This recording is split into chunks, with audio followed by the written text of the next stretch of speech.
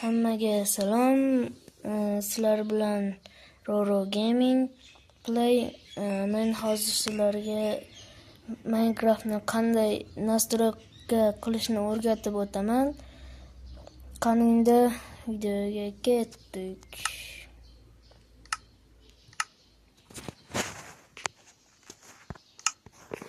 Birinchi navbatda biz hozir bu yerdan yerni tekis qilib olamiz.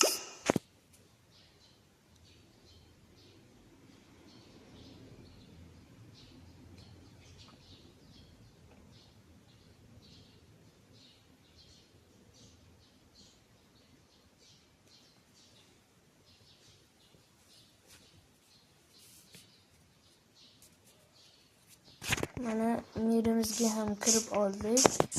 Hop, men endi sizlarga mana bu ichidagi plyuschani qanday kichiklatish va paydo qilishni o'rgataman. Birinchi navbatda nastroykaga kirib olamiz. Keyin bu yerdan pastroqqa tushsak, bu yerda touch degan qo'lda naqash turadi. Bu yerdan mana split controls deganni yoqib qo'yamiz. Agar bu sizlarda ochiq turadi, bir xilga o'yinchilarda buni o'chirib qo'ysangiz, xuddi mana bunday oddiy Minecraftga o'xshab dumaloq chiqadi. Bu dumaloqni o'sha split controls qilib yo'qotsa bo'ladi.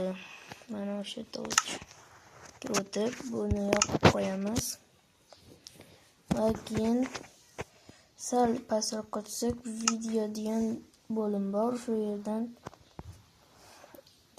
pastroqqa tushamiz va bu yerda o'sha plyuschani kichiklatish va kattalatish bor. Bu sizlarda hammalarini 0 turadi. Buni mana bunday birga bir minus qilib qo'yasizlar. Keyin bu yerda klassik va pocket degan narsa bor. Pocket deya sizlarda pocket desa, klassikka o'zgartirib qo'yasizlar.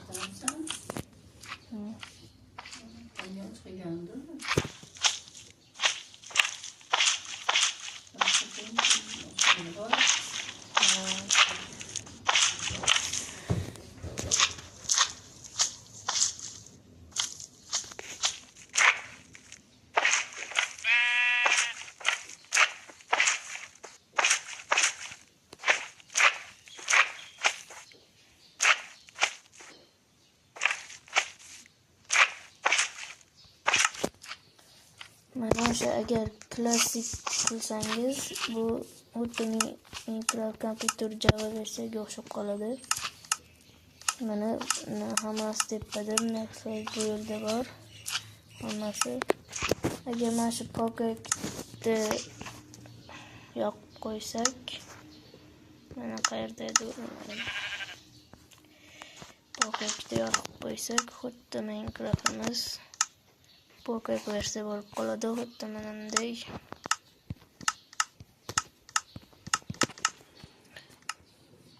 Mirtarimiz ham. Keyin buni yoqib qo'yamiz. Men yoqib qo'yganman.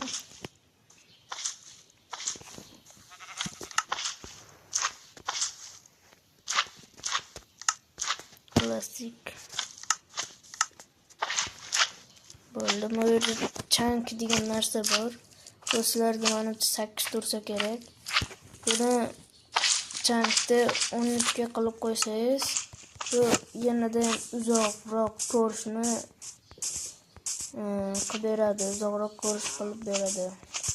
Bu chunkni oxiriga tushib qo'ysangiz,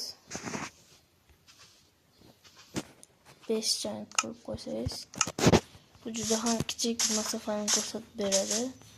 Juda ham kichik masofa.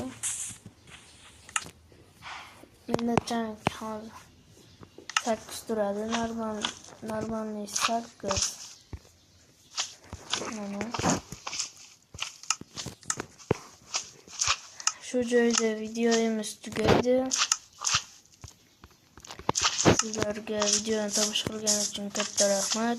Videoga o'tib like bosib, obuna bo'lish esdan chiqmasin. Bo'pti.